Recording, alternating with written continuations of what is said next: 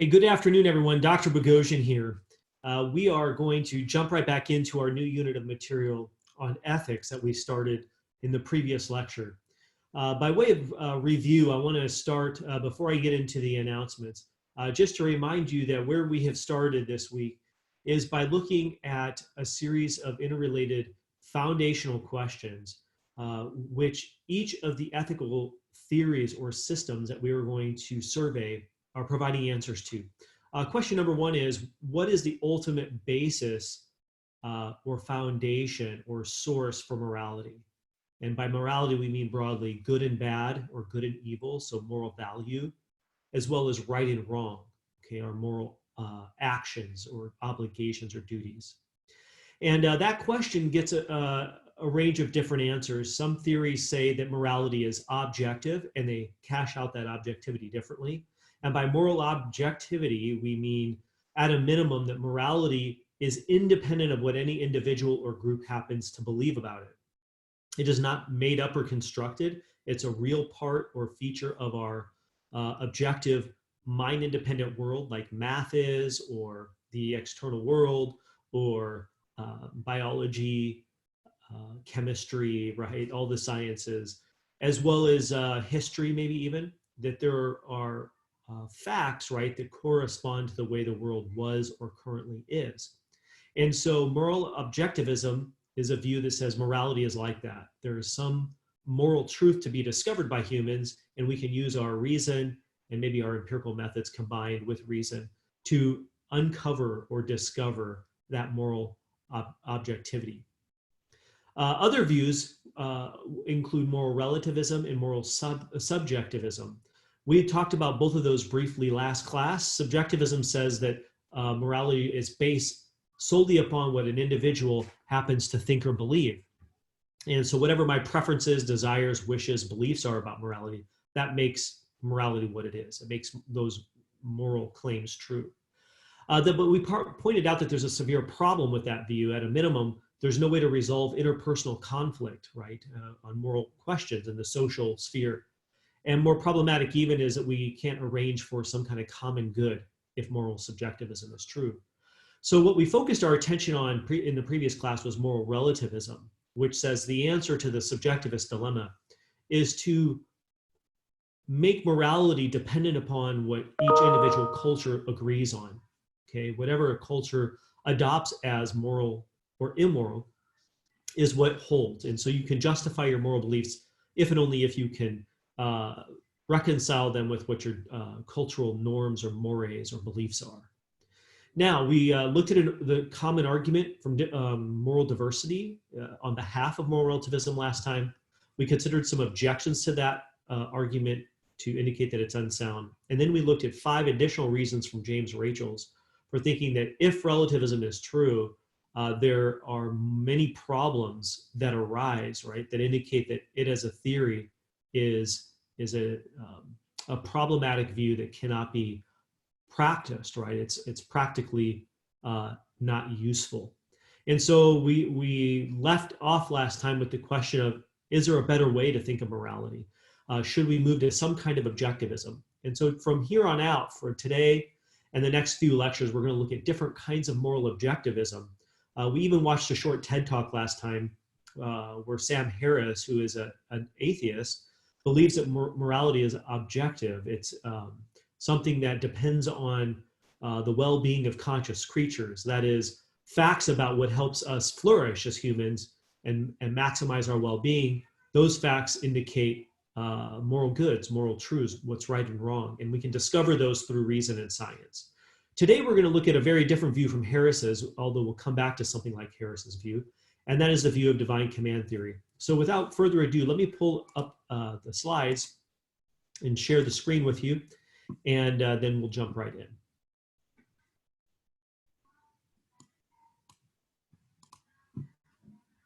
I want to remind you, as you're seeing this pulled up, to go over to the Canvas Module 14, where you can find the handout. There's an additional new handout for the material from today on divine command theory. And if you haven't already read James Rachel's paper on divine command theory, you'll want to make sure to do that. I do not have an announcement slide, so let me just go ahead and say a couple things. Again, today we're covering divine command theory. Next class, next week, the next lecture will be over utilitarianism. So you'll want to read the selection in your textbooks by John Stuart Mill on utilitarianism. And so our next two objectivist theories will be utilitarianism and then Immanuel Kant's deontology or Kantian ethics. And so that'll be the two lectures for next week. But for today, our plan is to discuss divine command theory. And then for next week, you have your second discussion board due. The initiator post is due by Tuesday, and then you have the rest of the week, theoretically, to complete your response posts. And remember, the minimum is 3 posts on 3 different days. Among those, if you want the chance to earn a C, if you want to go above a C, you need to go above and beyond the bare minimum. And again, that is open and available to you, so you can get ahead on that by going and watching the debate between Sam Harris and William Lane Craig on the question of whether there is any connection needed between God and objective morality in order to adequately account for or pin down or explain objective good and evil or objective right and wrong. Okay, let's go ahead and jump right in. I hope you have the handout there for you. I want to start with just a little bit of introduction because this is a very big topic. Divine command theory, for what it's worth, is not the only kind of theistic objectivism out there. It's not the only kind of theistic ethics that a person might hold if they are both an objectivist about morality and they believe in God.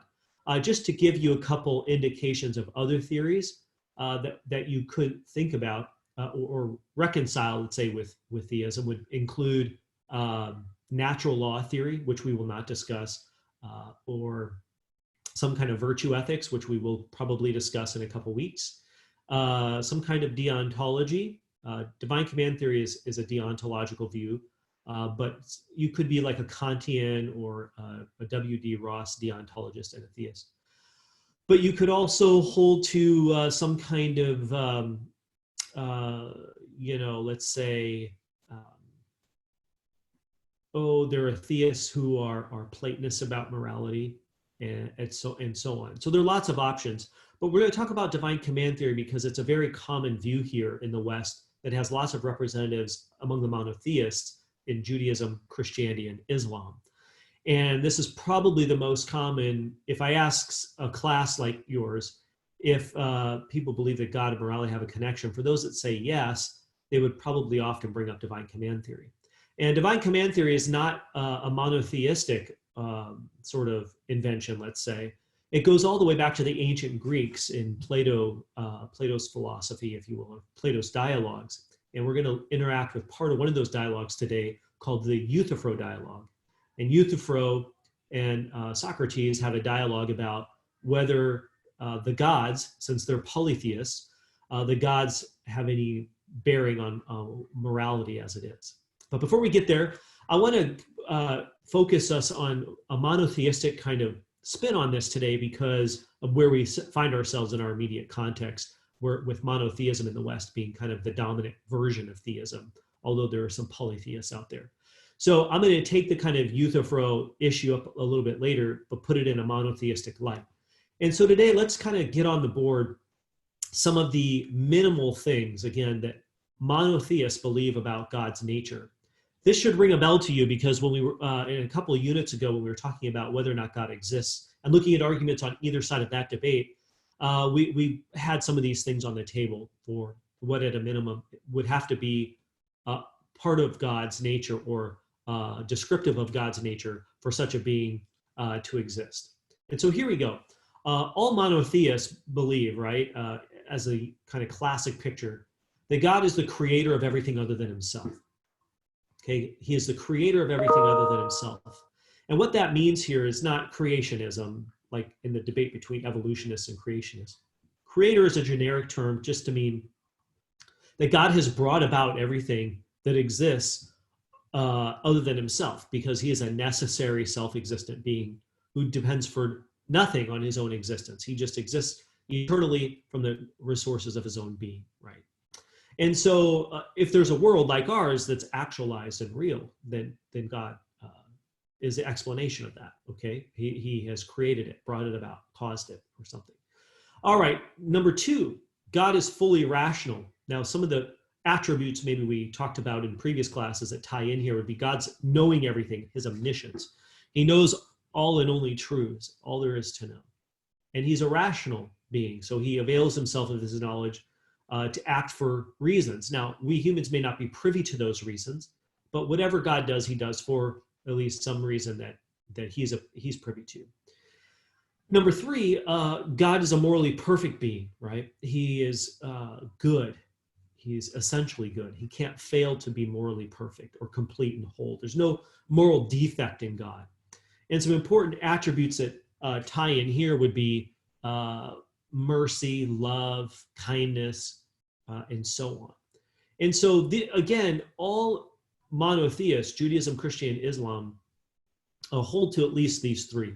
And there's more that each of them would add to the nature of God. And definitely the longer the list goes, at some point, then things get a little more divisive, let's say, among those different kinds of monotheists because of what they believe about some particularities. But we're not going to go there today. We can say, okay, let's sign off on this much just for the sake of argument, and then ask, okay, if this sort of being exists, what implication would that have for objective right and wrong or moral good? Is loving or loving compassion moral values that we should uphold? And if we say yes, well, then does having God in one's worldview better explain those as being moral values than if we have a purely naturalistic worldview with no God, no supernatural, no non-physical things, right, that exist? Okay, here we go. The Euthyphro dilemma. This again goes back to Plato in his dialogues. Euthyphro is the conversation partner with Socrates. And just to give you the context, right, their discussion is, okay, well, look, if we've got all these gods, these potential gods to follow and listen to in a polytheistic system, how do we know which ones to listen to and to order our lives around and which ones to not listen to? Because in their worldview, right, you could have good gods and bad gods. You had, let's say male, female gods and demigods or offshoot gods, right, that have been kind of lesser gods, and so on and so forth, right?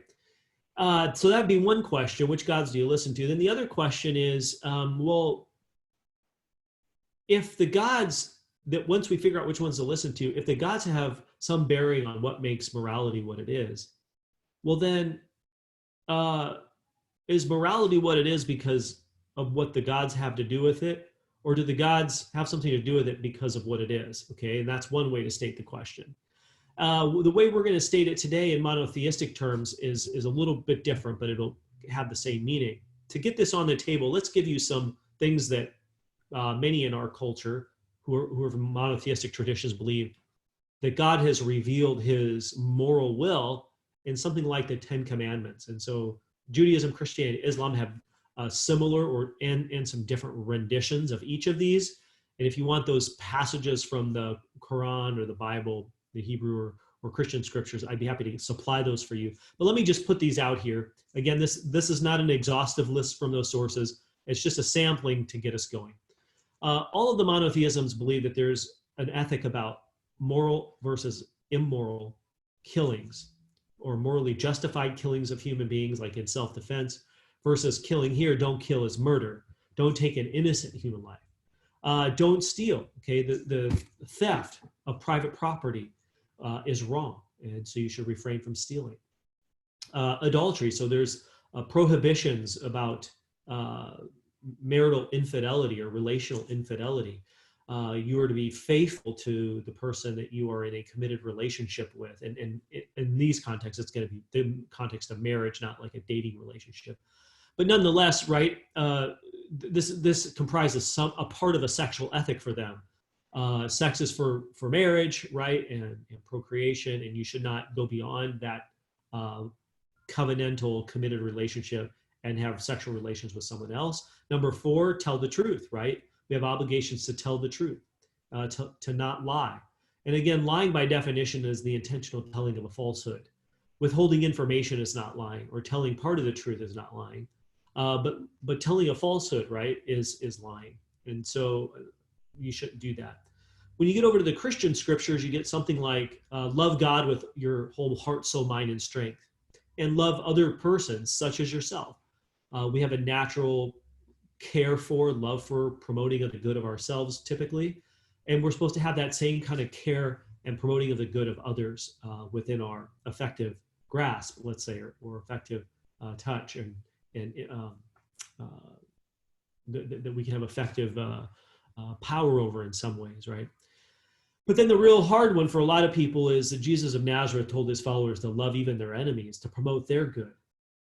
All right, now, we're not going to debate whether any of those are true or false for right now. We're just going to say, okay, with the theist, these are some things that theists believe God has told us to do or refrain from doing. And those aren't given as negotiables, right? Those aren't given as optional statements. If you feel up to the task, okay, well then do it or don't do it. But if you don't feel up to it, then pick your own way.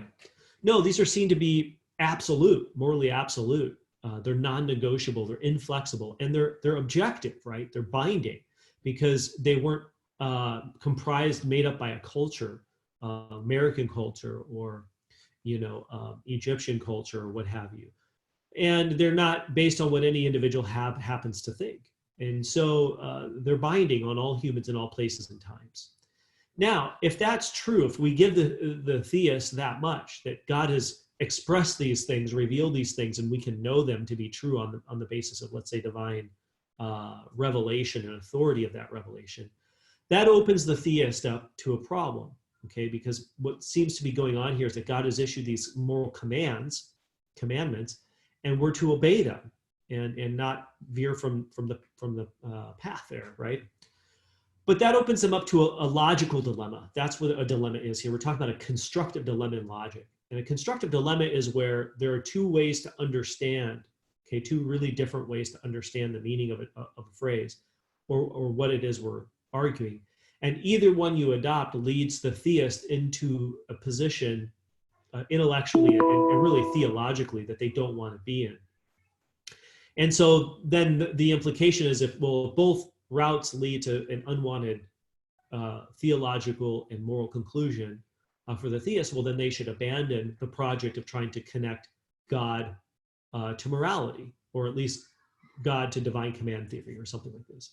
All right, so option A here is really what classic divine command theory in a just straightforward sense says. Actions are right or wrong because God commands them. So it's right to love others because God has willed that we love them or told us to love them. We should tell the truth because God has said so.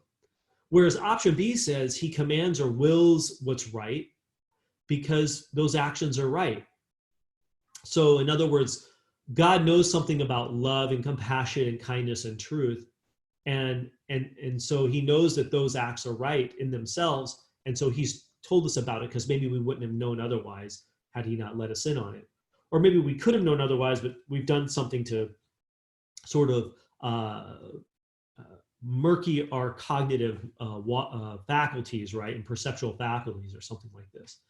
All right, so it's really important you see the difference. So A is saying what makes an action right is in virtue of God's speaking it, commanding it, or willing it.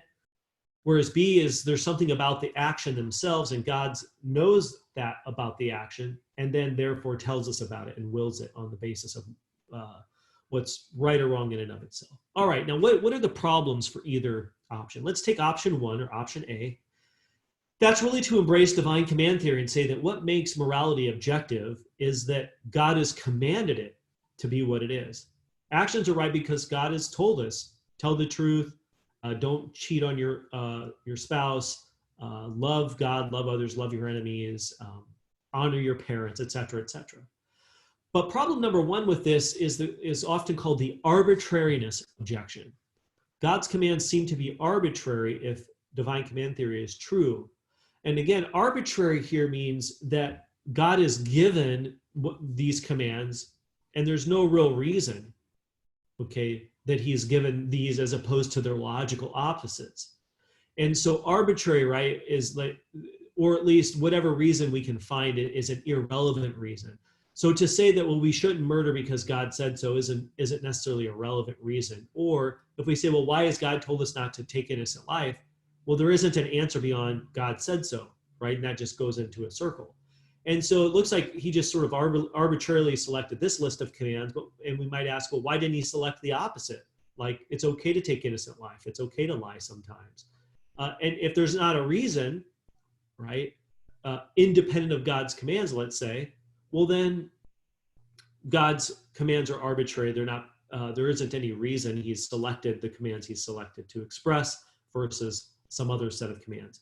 But if his commands are arbitrary, then theists have to give up on one of their main commitments about the nature of God, namely that God acts for reasons. Whatever he does is rational and has a reason for informing the action he takes, or reasons to inform what he reveals and expresses for humanity to do or refrain from doing.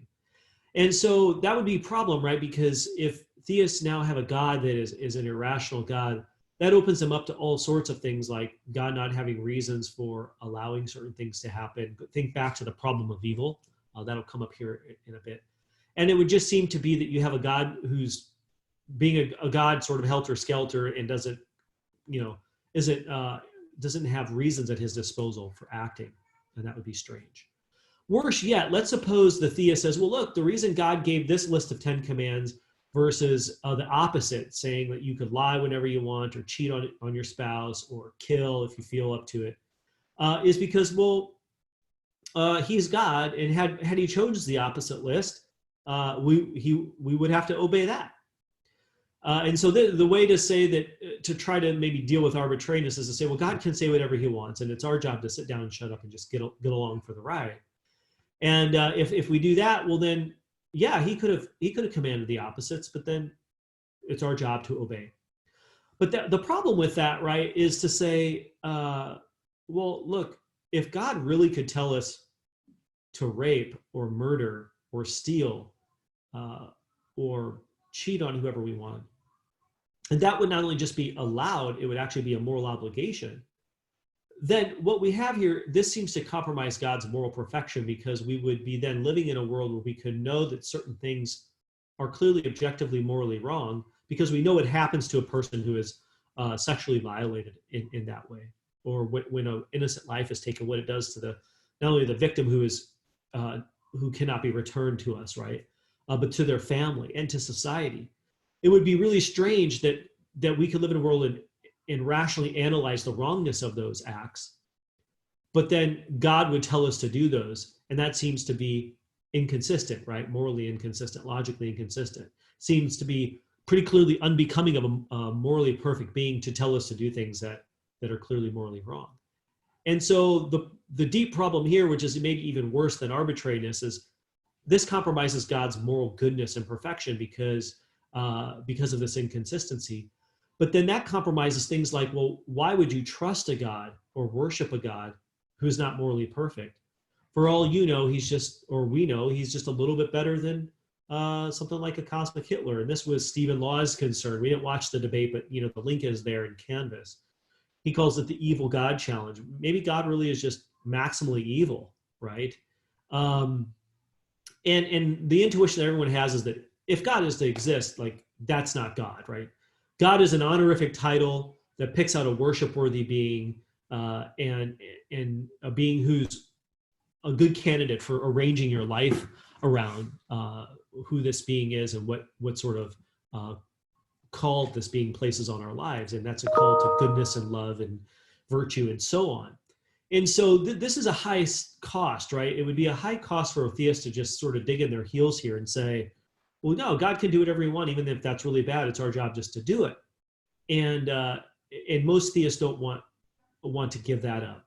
And so the other option here then is to kind of swing the pendulum and say, okay, well, instead of saying that the commands are arbitrary, we don't want to say that, and we don't want to say that God can command whatever he wants to command, because that would be incompatible with his moral goodness and love and mercy and so on. So maybe we should go with option 2, that there's objective morality and God knows it perfectly, maybe better than humans. And so he is eternally aware of this objective morality, and he knows it. And when he creates humans, he wants us to flourish and get along well with one another and the planet and so on, and himself. And so he lets us in on, he discloses to us what is good for us in our relationships. And so he commands that we love, and he commands that we tell the truth because he knows that those things are right and good in and of themselves. But it's not his commanding that has any moral sort of creative power, right? His commands don't bring morality onto the table. His will doesn't create morality. His speaking doesn't speak it into being. Instead, love is always good, and we should always be loving, and compassion is always good and right, and truth telling is always right. And he knows that telling the truth is good in and of itself, and then he lets us in on it, right? Now, that sounds pretty good, and there are theists who hold to this view. This option is actually the option that Plato ends up favoring, Plato and Euthyphro. Because again, if this is right, well then you don't have to worry. You have an answer to the question of who to listen to. Well, you listen to the gods or God whose actions and words line up with morality as it is. But it's also a win because now morality, right, is not dependent upon God or God's will or speaking in a particular way. It's just who's to say? Well, no one's to say. Morality just is a real unchanging feature of the world, just like math is. And we can know it by using our minds, just like we do with math. But God can't change that. And on this view, morality is co-eternal with God, right? Neither one of them came into being. They always have been and always will be. God can't change morality. Morality can't change God. But God knows it perfectly and then sort of lets us in on it. Now, for monotheists, there is something at stake here.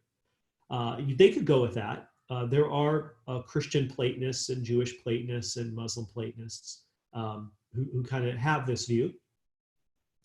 But the problem is, at least in for many monotheists, is that this would put the standard of morality independent of God, or at least at a minimum, independent of God's willing it to be so, which seems to mean that he's not sovereign over those things. He has no control over them.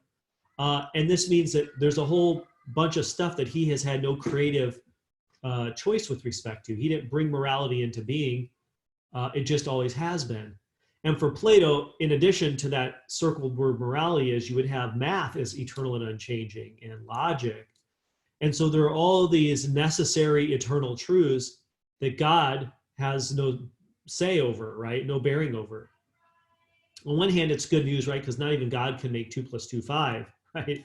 But on the other hand, for those theists who really want to have a strong view of God's sovereignty or God's control over things, or God's willing thing or creative capacities, there's a problem there. I'd like you to take just a minute and think about this dilemma before we go on to your notes and talk about possible solutions if there are any. What do you think of the Euthyphro dilemma? Does this put the theist in a really bad predicament, right? To either embrace divine command theory and give up some really important things about who God is, or to give up on divine command theory and still have God and morality in their worldview, but then have morality being objective and out of the control of God, let's say. Or is there some third way that hasn't been considered by Plato and Euthyphro that you can think of? And if you think of it, we'll give you a chance to let me know. So take a minute, and then we'll come back together in just a minute.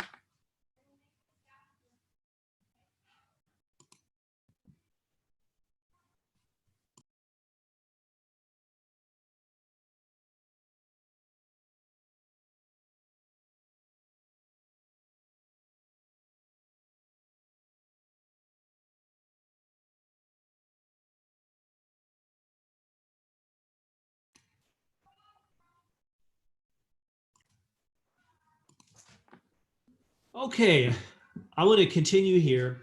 Here are some common answers to this question from some of you. Some common answers are, this at least looks like a pretty significant dilemma. So the best case scenario is to go with option 2 for the theist. Even if you're not a theist, you might say, no, divine command theory, morality isn't what it is because God has said so. Maybe we can figure out another way to think about divine commands, but morality, let's say telling the truth isn't right because God said so. It's just right. And yeah, God has told us to do that, but there's something about truth itself that makes it good, right? It makes it the right sort of thing to embody in action. Same with love and compassion. The wrongness of murder has to do with the act itself. There's something about that act that is inherently evil or bad. It's not because God has told us it's bad.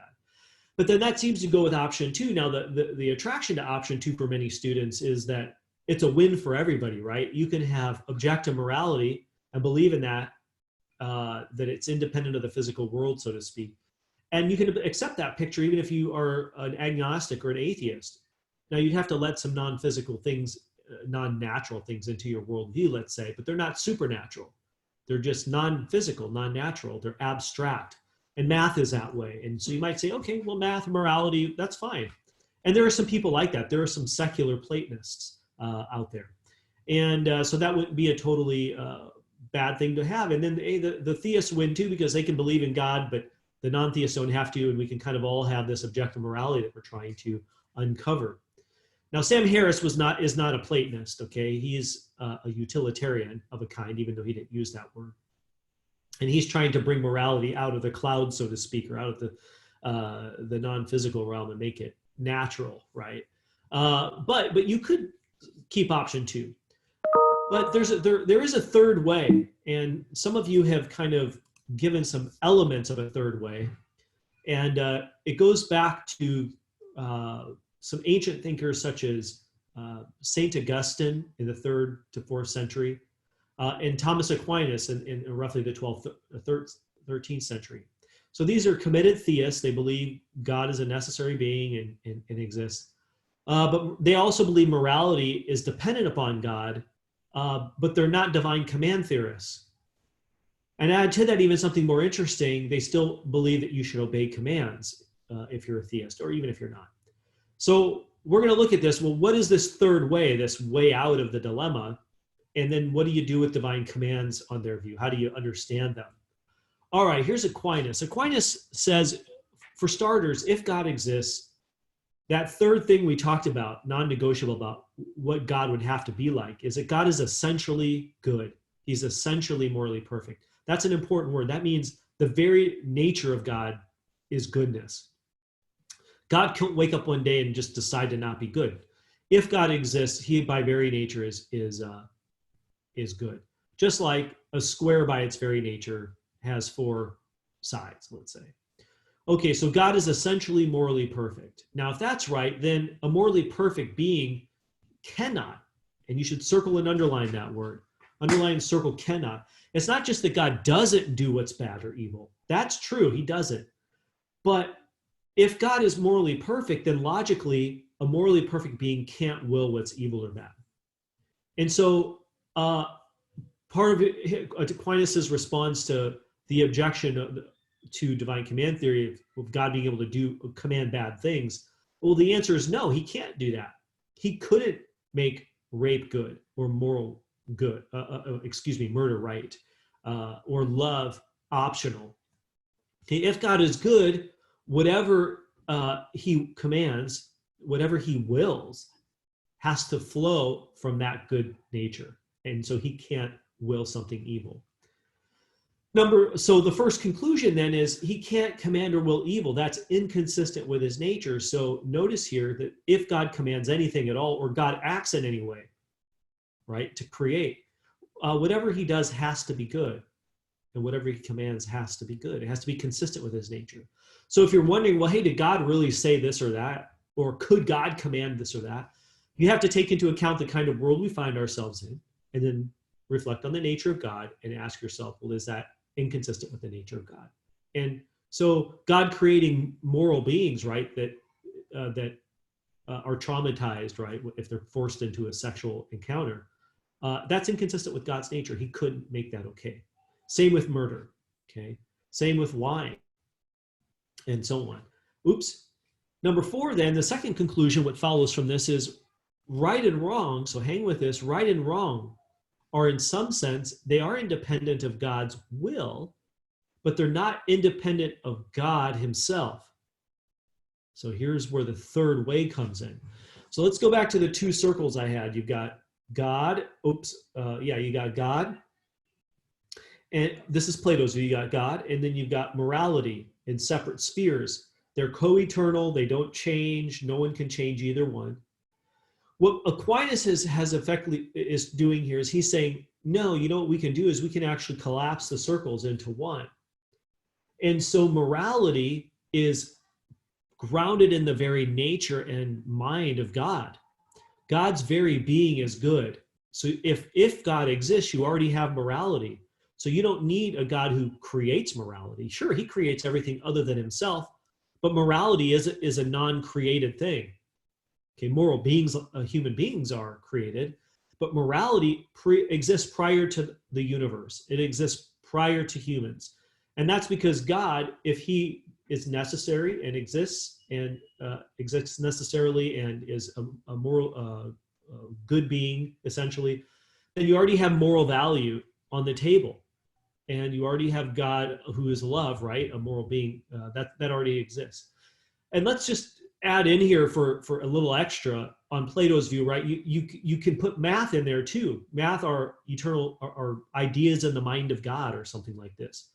And if you think about it, right, for one God to exist, you'd already have to have mathematical concepts to be real. And God would know that he is one. And if you're a Christian, Trinitarian Christian, then, you know, you've already got the concept free, right? So you've got mathematical concepts that would have to already exist. And for Aquinas, they exist in the very mind of God. And logic would be placed there. So that whole Platonic circle just gets collapsed, and all eternal truths are truths that are in the mind of God, or they're grounded in God's being in some important way. So if that's right, now notice here what's going on. This is not divine command theory, but this does make morality essentially dependent on God. So yes, you need God for morality, and you have objective moral good if and only if you have God. However, right, there's a question of right and wrong. Well, right and wrong is what it is because it reflects the nature of God. Now, Aquinas is a natural law theorist, so we're not going to have time to talk about that in this class. If you'd like to explore that in detail, we actually talk about natural law in my Phil 1C ethics class, and I'll be offering that this summer online, as well as in the fall, and I would encourage you to take that. It'd be a great extension of this class in this current unit. It just develops things in so much more depth and detail and in many different interesting directions. But back to this here, for Aquinas, God has a nature, humans have a nature that he's made to bear his image, right? And morality and right and wrong, okay, is going to be determined by what God's nature is. Now, how do commands come in here? Well, God does issue commands, the 10 commands, but that doesn't invent morality or create morality or make morality what it is. Instead, for Aquinas, God's commands flow naturally from who he is. So whatever he commands has to be consistent with his own nature, right? And therefore is good. Now, there are obvious questions that arise if you're aware of some of the Hebrew scriptures, as well as the, let's say, New Testament Christian scriptures. But especially in the Hebrew scripture, you have these passages where God seems to command really difficult things, or maybe even immoral things. And there are some interesting strategies that people like Aquinas and others take to try to address those. I'm not going to get into that here today because that's beyond the scope of this material and this content. But if you'd like to chat about that in office hours, or if you'd like some stuff to read on both sides of that, I'd be happy to send it your way, because it's an interesting and important discussion. But for our discussion, we're just, remember, interested in the question of how to explain or account for objective morality. Aquinas thinks he's given us a third way here. You don't have to be a divine command theorist. You could just say God is the good, and whatever he commands is something like revelation. He's disclosing to us what we need to know. So it's more of an issue of divine moral knowledge, right? He gives us moral knowledge. But his commands are consistent with his own nature, and he constantly calls us back to live that way, right? To be holy or morally good as he is good, to live up to the moral ideals that he's created us to live in accordance with. And it turns out too, for Aquinas, right, that virtue and virtuous actions and so on are really things we can know by reflecting on human nature as it is. And so you wouldn't even need to believe in God to know those things on his view, But again, that's for another day and for a discussion on natural law theory. So I'm interested to hear what you think about Aquinas' way out. Is it successful? What objections do you have? What questions remain open to you or for you? And so you can think about that. I'd be happy to have you either send me an email or to chat with me during office hours. I'd be happy to talk about this. Or you can bring this up in the discussion board next week. So you'll have opportunity to tie in some of this stuff to your discussion board where you summarize both Sam Harris's non-theistic objectivism and William Lane Craig's theistic objectivism. And you can look for ways in which Craig's is similar to and different from what we've talked about today, and the ways in which Sam Harris thinks that Craig and Aquinas are wrong. And then you can put that in both your summary of Harris as well as your critical analysis of both him and Craig.